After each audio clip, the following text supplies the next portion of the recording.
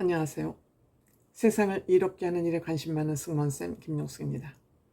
저는 최태원 회장과 노소영 관장의 이혼 소송에 대해서 관심이 많습니다. 최태원 회장이 첩 김희영 씨를 감싸고 있는 모습을 볼 때마다 더욱 그렇습니다.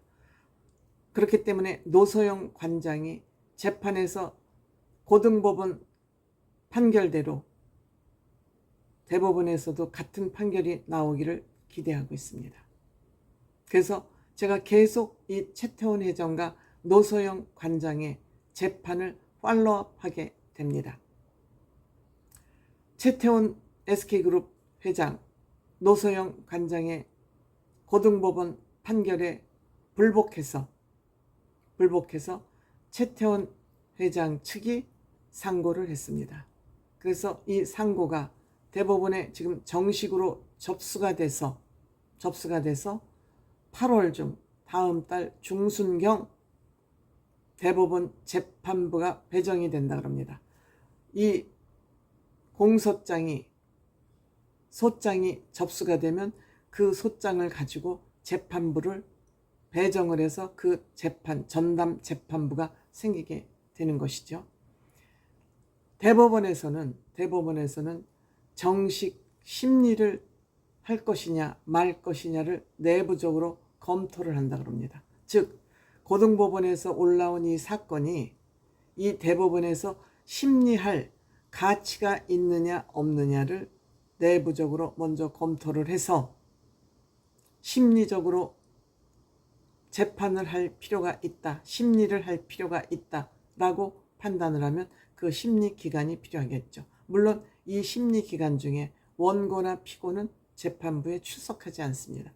대법원에서 그냥 내부적으로 심리를 하는 것뿐입니다. 이렇게 소송 기록이 대법원에 접수가 됐고 고등법원으로부터 이 접수가 됐다는 것을 최태원 회장에게 통지를 했다 그럽니다. 통지를 하면 최태원 회장 측에서는 상고를 한 측이기 때문에 상고 이유서를 20일 내내, 이 통지서를 받은 지 20일 안에 상고 이유서를 대법원에 제출을 해야 된다 그럽니다. 본인이 상고를 했기 때문에 왜 대법원에 상고를 했는지 그 이유서를 받아야 그 받은 이유서를 가지고 대법원에서 심리를 하지 않겠습니까? 그럼 이 상고 이유서를 다시 노관장에게 보내야 되겠죠. 당신 상대방에서 이런 이유로 상고를 했다는 이유서가 여기 왔습니다. 그리고 이것을 그대로 노소영 관장한테 보내주면 노소영 관장 측에서는 10일 안에 그 상고 이유서에 대한 답변서를 제출을 해야지 된다고 합니다. 이것은 모두 노소영 씨와 최태원 회장이 할 일은 아니고 변호사들이 할 일이죠.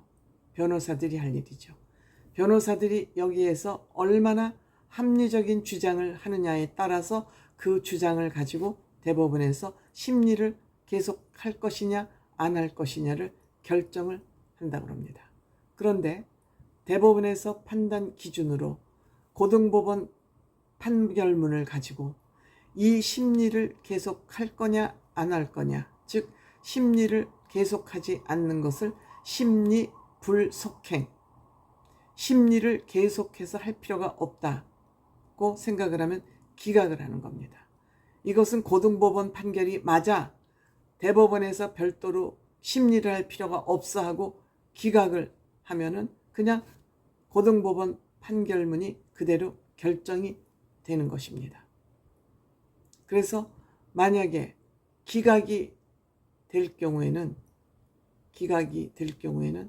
올해 안으로 결과가 나올 수도 있고, 이제 이런 과정을 거쳐야 되니까 상고 이유서 내야 되고 답변서 내야 되고 해서 이 기각이 될 경우에는 올해 판결이 나올 수도 있고 4개월 이내에, 아니면은 계속 대법원에서 심리를 계속할 수도 있죠.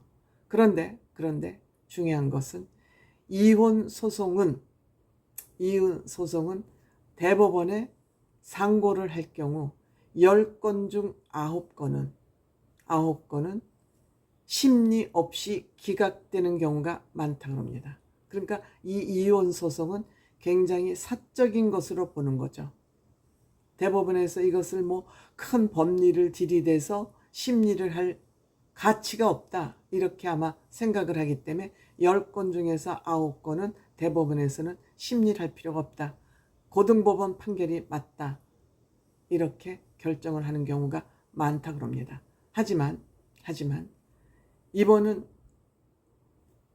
관심사, 사회적인 관심사, 사건이 사건인 만큼 또 SK 운영권의 운명이 달린 사건인 만큼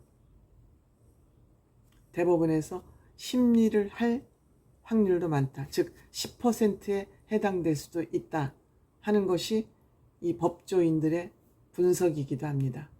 즉 이 사건이 또한 고등법원에서 판결 과정문에 오류가 있지 않았습니까? 그래서 경정을 또 한 일도 있습니다.